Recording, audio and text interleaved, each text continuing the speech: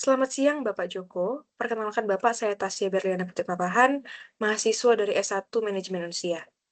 Pada kesempatan kali ini, saya akan mempresentasikan kondisi dan pertumbuhan ekonomi Indonesia pada tahun 2026 berdasarkan dengan artikel CNBC yang kita saksikan bersama-sama, di mana di situ membahas rapor ekonomi Indonesia selama 7 bulan terakhir. Kemudian akan kita bandingkan dengan berbagai fenomena serta realitas yang sebenarnya terjadi di masyarakat. Melalui presentasi ini, kemudian kita akan bisa melihat bagaimana kondisi ekonomi Indonesia, apakah sesuai dengan laporan atau rapor yang telah ada, dan apa saja tantangan yang dialami oleh masyarakat. Secara umum, gambaran ekonomi Indonesia menunjukkan dua sisi yang berbeda. Di satu sisi, terdapat kabar positif, yakni kita pertumbuhan ekonominya masih mencapai 5,61%, inflasi masih dianggap terkendali, serta Indonesia saat ini masih tetap memegang kategori emerging market. Namun, di sisi lain terdapat sejumlah tantangan yang dialami oleh masyarakat Indonesia, seperti pelemahan rupiah, menurunnya konsumsi masyarakat, tingginya angka PHK, serta IHSG yang masih terkoreksi.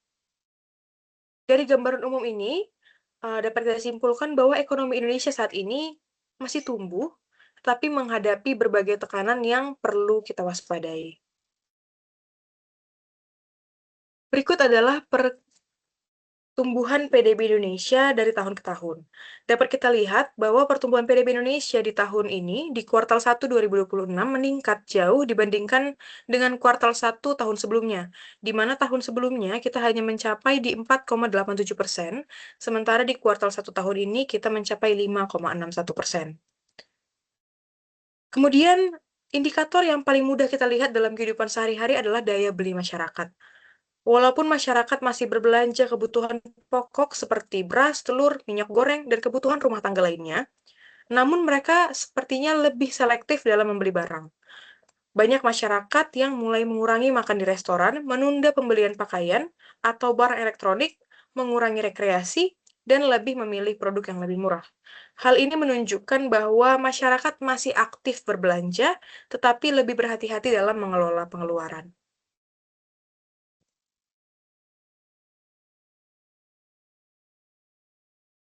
Dalam berita ini menyatakan bahwa pertumbuhan ekonomi tinggi belum terasa di kehidupan masyarakat. Hal ini menjadi eh, kontras bahwa dibilang pertumbuhan ekonomi kuartal 1 meningkat. Namun ternyata pertumbuhan ekonomi yang meningkat ini dinilai oleh masyarakat belum dirasakan dalam kehidupan sehari-hari, atau bahkan bahasanya tidak tapak tanah. Nah, hal ini mungkin disebabkan karena pertumbuhan ini naik karena adanya pertumbuhan infus, yaitu pemerintah memberikan infus dana supaya pertumbuhan PDB naik. Sementara di realitas ekonomi yang dihadapi oleh masyarakat, yang terjadi adalah hal yang berbeda. Berikut adalah berita terkait realita daya beli masyarakat, di mana masyarakat mulai mengurangi belanja mereka.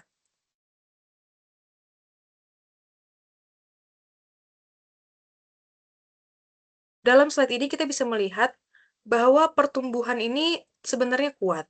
Namun sinyal konsumsi menunjukkan bahwa pertumbuhan ekonomi ini belum sepenuhnya mencerminkan kondisi masyarakat yang sebenarnya. Karena walaupun ekonomi masih terus bertumbuh kuat, namun sebagian besarnya itu didorong oleh faktor musiman dan belanja pemerintah. Sehingga pertumbuhan ekonomi yang kita dapat angkanya di 5,61 ini perlu diuji keberlanjutannya. Selanjutnya, kita akan membahas terkait inflasi. Inflasi Indonesia pada Juni 2026 berada di level 3,34% dan masih berada dalam target Bank Indonesia. Hal ini merupakan kabar yang baik karena harga-harga secara umum masih dapat dikendalikan. Namun terdapat risiko yang perlu diperhatikan, yaitu kenaikan harga energi global akibat konflik Timur Tengah, pelemahan rupiah, serta meningkatnya biaya impor. Akibatnya masyarakat yang mulai merasakan biaya hidup semakin tinggi, terutama untuk transportasi dan juga kebutuhan sehari-hari. Menurut saya, rupiah adalah salah satu indikator yang perlu mendapatkan perhatian lebih dari kita. Rupiah telah melemah lebih dari 8% sejak awal tahun dan sempat menyentuh level sekitar 18.170 rupiah per dolar Amerika Serikat. Pelemahan rupiah menyebabkan harga barang impor menjadi lebih mahal, biaya produksi juga meningkat dan berpotensi mendorong inflasi. Selain itu, pelemahan rupiah juga memengaruhi kepercayaan investor terhadap perekonomian Indonesia. Begitupun halnya dengan pasar modal. IHSG masih mengalami penurunan sekitar 28% jika dibandingkan dengan posisi akhir tahun 2025. Meskipun demikian, Indonesia ternyata tetap berhasil mempertahankan status seperti emerging market menurut MSCI. Begitupun halnya dengan pasar modal. IHSG masih mengalami penurunan sekitar 28% jika dibandingkan dengan posisi akhir di tahun 2025. Meskipun demikian, Indonesia ternyata tetap berhasil mempertahankan status sebagai emerging market. Menurut saya ini merupakan kabar yang positif karena Indonesia berhasil menghindari risiko turun menjadi frontier market. Namun, MSCI juga memberikan catatan bahwa Indonesia masih perlu meningkatkan transparansi pasar, likuiditas saham, dan jumlah saham yang beredar di publik. Sedangkan indeks keyakinan konsumen terus mengalami penurunan selama tahun 2026. Hal ini menunjukkan bahwa masyarakat mulai lebih berhati-hati lagi dalam melihat kondisi ekonomi. Masyarakat cenderung mengulangi tabungan, lebih fokus pada kebutuhan pokok dan mulai khawatir terhadap kondisi pekerjaan serta pendapatan mereka di masa depan. Walaupun masyarakat masih dinilai optimis, tapi tingkat optimisme tersebut mulai menurun dibanding dengan awal tahun. Kemudian, penjualan retail mengalami kontraksi sebesar 3,9%. Hal ini menunjukkan bahwa konsumsi masyarakat melambat.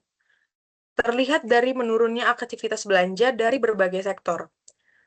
Menurut saya, jika kondisi ini terus berlanjut, maka ekonomi Indonesia berisiko kehilangan salah satu mesin pertumbuhan utamanya, yaitu adalah konsumsi rumah tangga.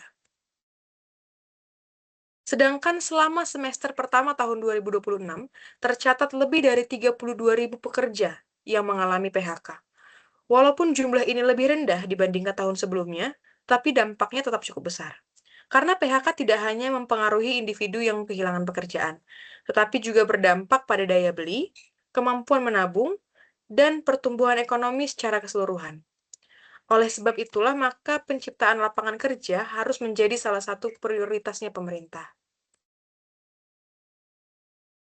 Sedangkan terkait harga BBM, kenaikan harga BBM non-subsidi yang saat ini terjadi memberikan dampak yang cukup luas di masyarakat. Ketika BBM naik, maka biaya transportasi, biaya distribusi barang juga meningkat. Akibatnya harga barang konsumsi ikut naik dan biaya produksi juga akan lebih mahal. Meskipun inflasi tadi kita bisa anggap masih terkendali, namun masyarakat masih tetap merasakan tekanan biaya hidup akibat kenaikan harga energi atau harga BBM ini. Nah, berdasarkan kondisi-kondisi tersebut, kami memiliki beberapa rekomendasi atas kondisi ekonomi Indonesia saat ini. Yang pertama, kita harus menjaga stabilitas rupiah agar tekanan inflasi dapat kita kendalikan. Yang kedua, kita baiknya meningkatkan daya beli masyarakat, baik melalui pengendalian harga ataupun bantuan sosial, namun yang tepat sasaran.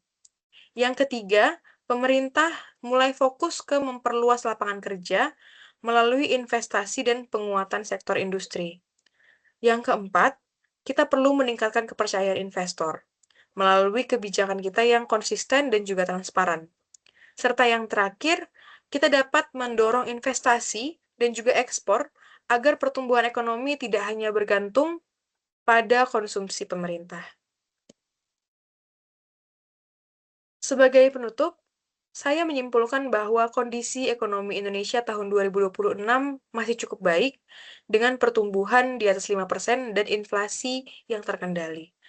Namun terdapat beberapa tantangan yang perlu kita perhatikan seperti pelemahan rupiah, penurunan keyakinan konsumen, kontraksi penjualan retail, dan masih tingginya juga angka pegawai yang di-PHK. Oleh karena itu, menurut saya pemerintah perlu fokus menjaga daya beli masyarakat, memperluas lapangan kerja, serta meningkatkan kepercayaan investor agar pertumbuhan ekonomi itu tidak hanya tinggi secara angka, tetapi juga benar-benar terasa di masyarakat. Terima kasih Bapak, sekian video presentasi dari saya. Terima kasih. Atas bimbingan dan masukannya, saya ucapkan terima kasih. Selamat siang.